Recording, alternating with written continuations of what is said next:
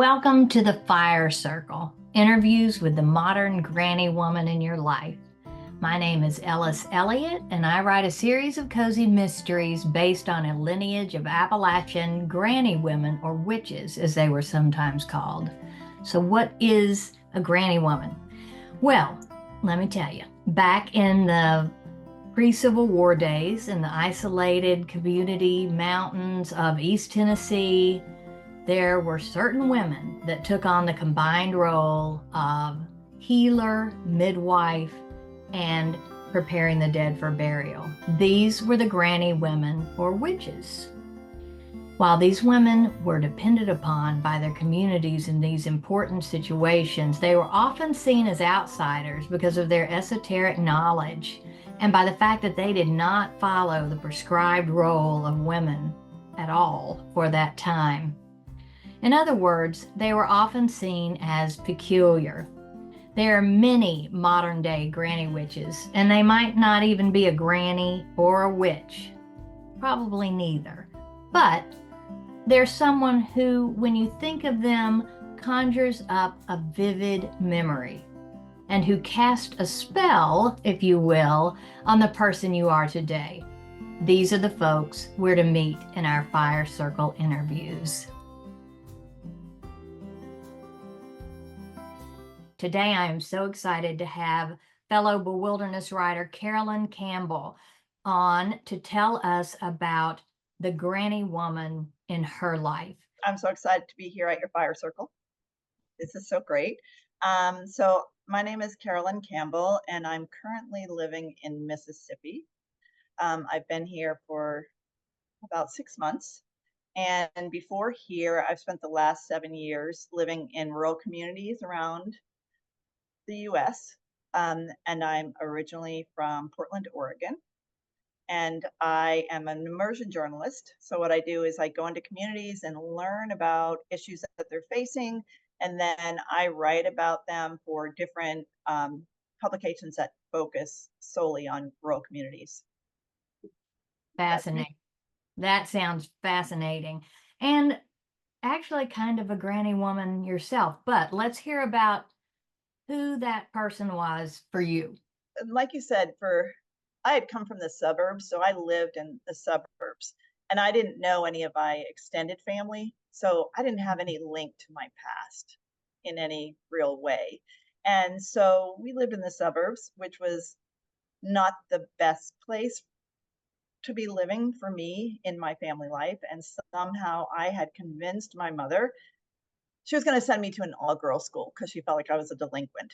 And somehow I convinced her to send me to one that was downtown Portland rather than in Beaverton, which is a suburb where my sisters went to school. So I don't know how I was able to do it, but somehow I convinced her that it was fine for me to go and take a bus 45 minutes downtown and then come back to the suburbs after school. Isn't that amazing? That's very cool. And so Sister Ignatia Ann was her name. And she, my very first day of class, I'll never forget.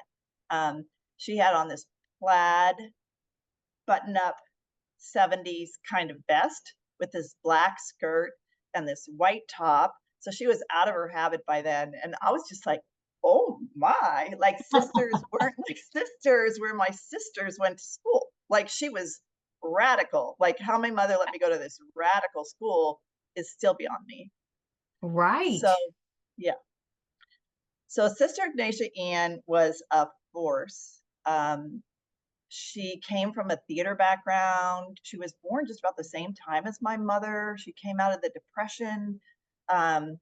She was an amazing, I was in theater for years and years afterwards. And Sister Ignatia Ann was probably the most dynamic and influential theater person I met in like 30 years. Wow. Okay, keep going. Why? So we'll go to their granny witchy side. Yeah. That is that. So Sister Ignatia Ann wanted the best for everybody. She demanded the best from everybody.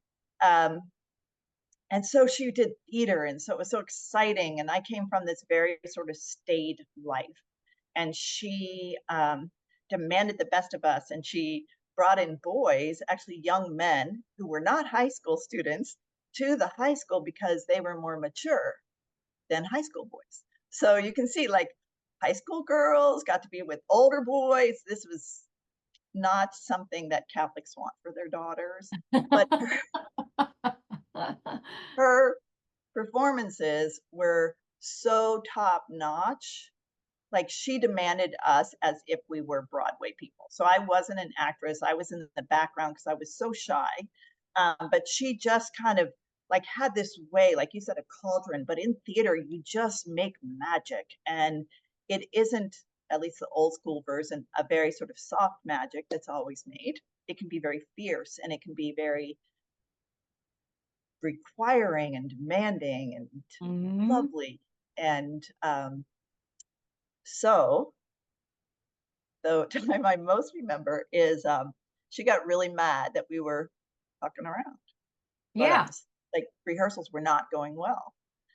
And she like put her hands out, and that meant, like hands out, and everybody just shut up. Like, and she looked at us. This is, remember, she's Sister Ignatia Ann. Yes.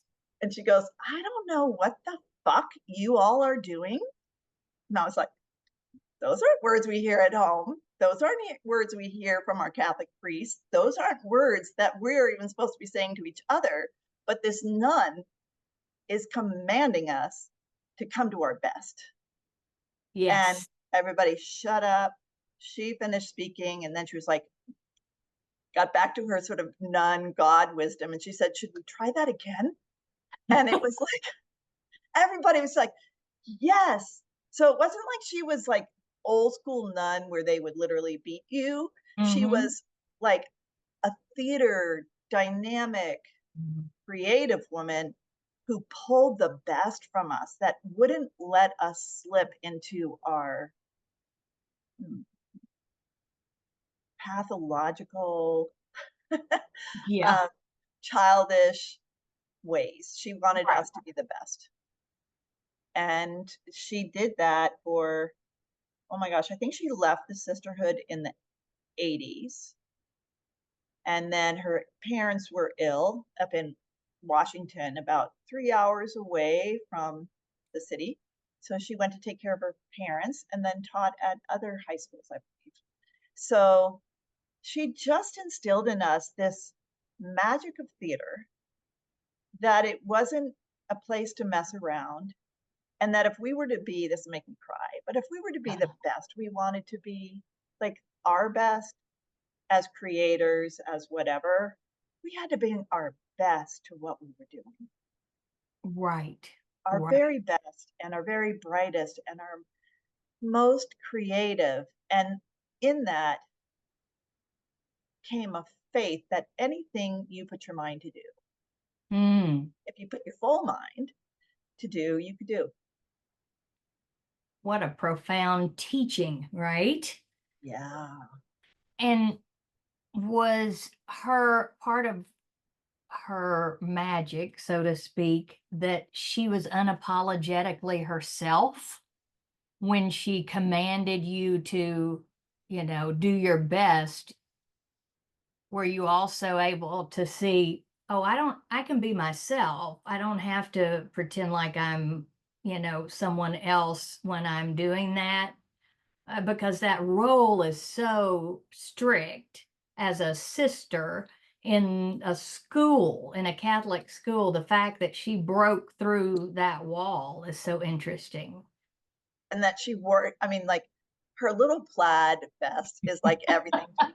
Like, that moment when I saw her, and she had some exercise of just like, a lot of times theater trust exercises can be a little either too woo woo or a little too fast.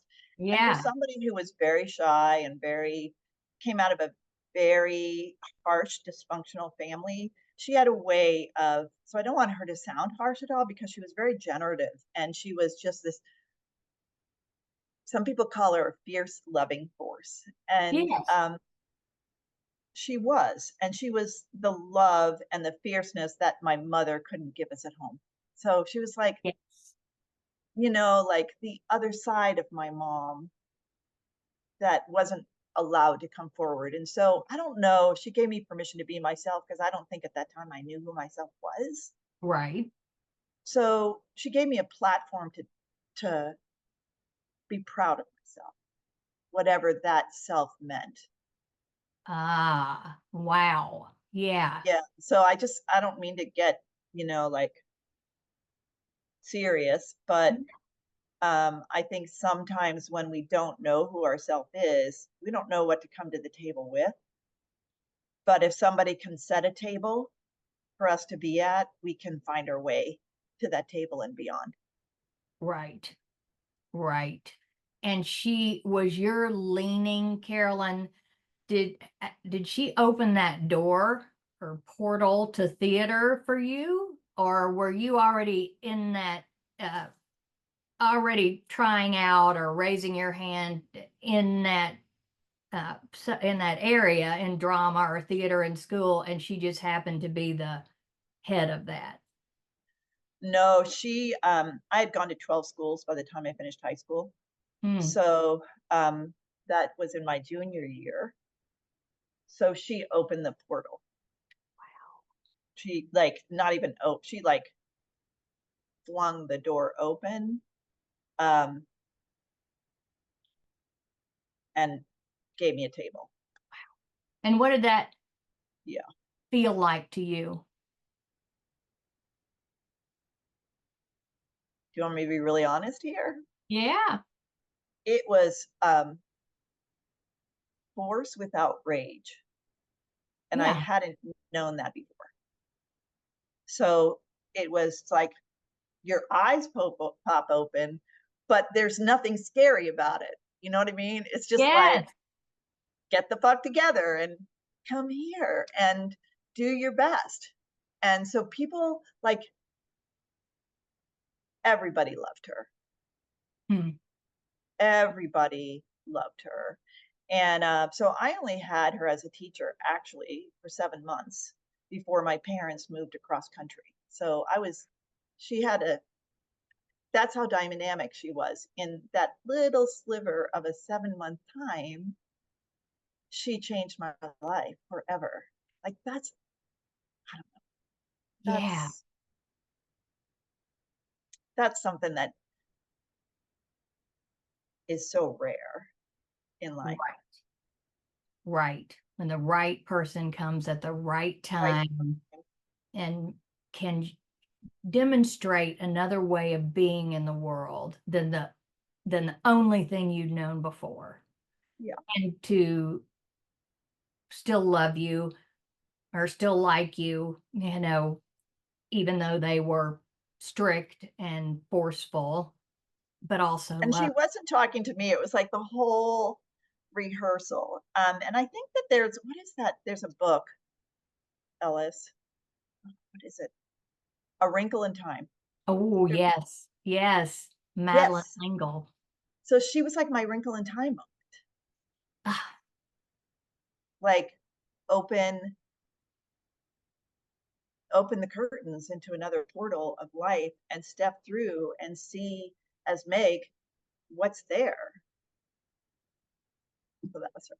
that if there's any kind of witchery, I believe that is the that is an example of it, a true force that's based in reality. Now, when you look at where you've gone since you left her and how you've lived your life, do you see traces of that in the way you live or the way you are, the way you live your life, anything like that? I guess I was 30. I'm trying to remember. So in 1989, San Francisco had a huge earthquake. And I Mm, was living in San Francisco at the time. And I decided after the earthquake um, that I was going to move up to Oregon. But all my things had been caught in storage during the earthquake, so I couldn't get anything out. So I had to mm, wait until they said this building is not condemned before I could go in because I was moving the day of the earthquake. So the day of the earthquake, all my stuff was in storage. The earthquake Oh my hit. God. The storage unit was condemned, and it took like a year for San Francisco to go and decondemn things. And so during that time, I was like, I'm so done with San Francisco. I'm going to move back to Oregon. That was my plan. And I hadn't been in Oregon since I was 15. So like 20 years had gone by. And when I came back to Oregon, my very, very first job was teaching at the Catholic school my sisters went to, Oh, that I refused to go to. And my very, very first job was teaching theater at the Catholic school my sisters went to, that I had refused to go to. So weird, right? Like, yes. so weird. And so I was very much a Sister Ignatia Ann, like this theater department, except that theater department had like fallen apart. It was so bad. You know what I mean? The productions were really bad. And I was like, you kids, we're going to make this dynamic. And I think I definitely channeled her then. And Yes. I probably, and by the end of the year, we would always have full houses. It's like she taught me how to be a strong teacher, how to be a forceful teacher, how to be a loving teacher, how to be a creative teacher. And as I sat and watched these girls in high school that were like my family, You. Yeah. Oh, yeah. you know what I mean? They were in the suburbs and they were like me. And now their moms, who had been Sister Ignatius and age, because they're a little older than me, would come to me and work with me. So it was like, here I was as like the new Sister Ignatia Ann, but I'm not, working with young girls trying to find themselves in homes where there's a lot of dysfunction that happens in suburbs, more than Yeah. we know.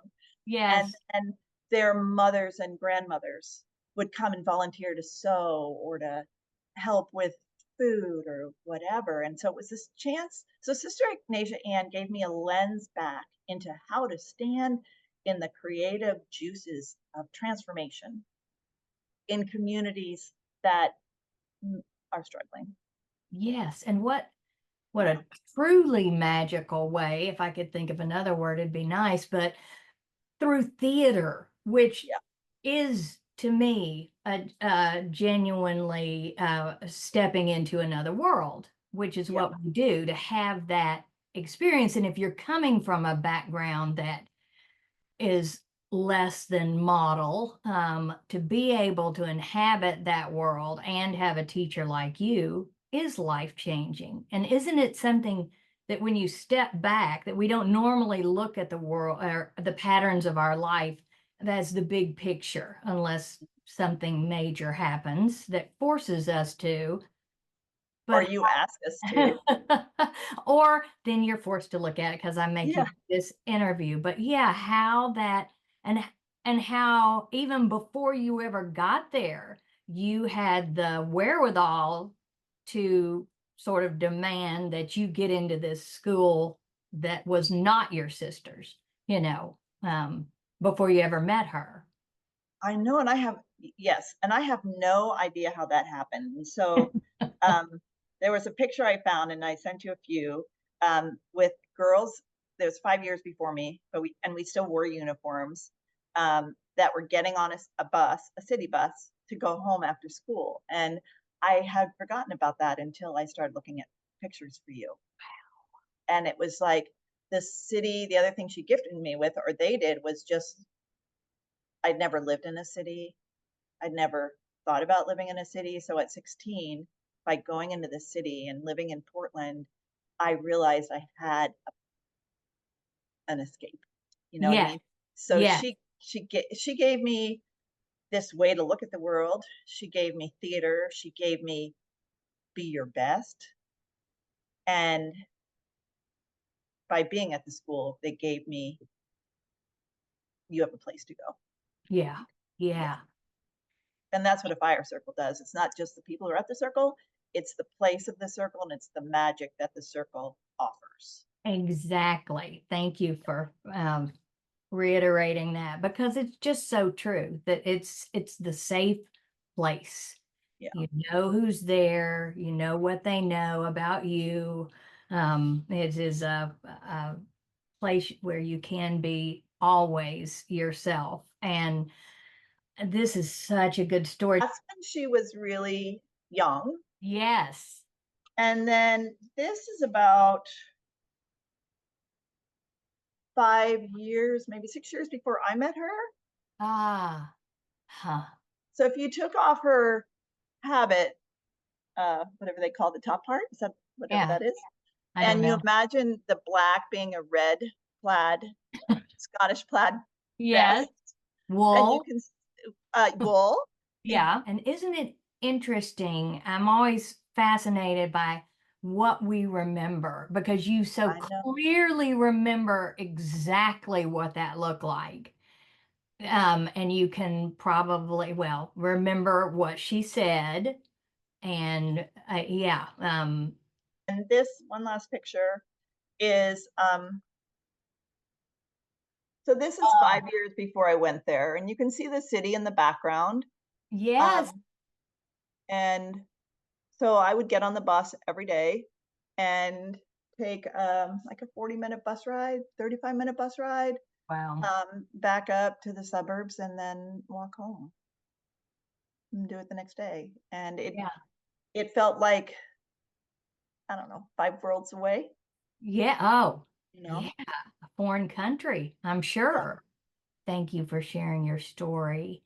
And um, and that's where I'm going to end. So I don't have anything else wise or revelatory to tell you. No, Um, I love this. I love that you're writing a book. I love that you're talking about granny wisdom. And as always, I love that there's no definition for you. It's just wisdom shared through sort of like this miracle of life yeah, yeah, around because the campfire. you don't really have to have a magic wand or the trappings, I think, to find that. So So thank you. thank you.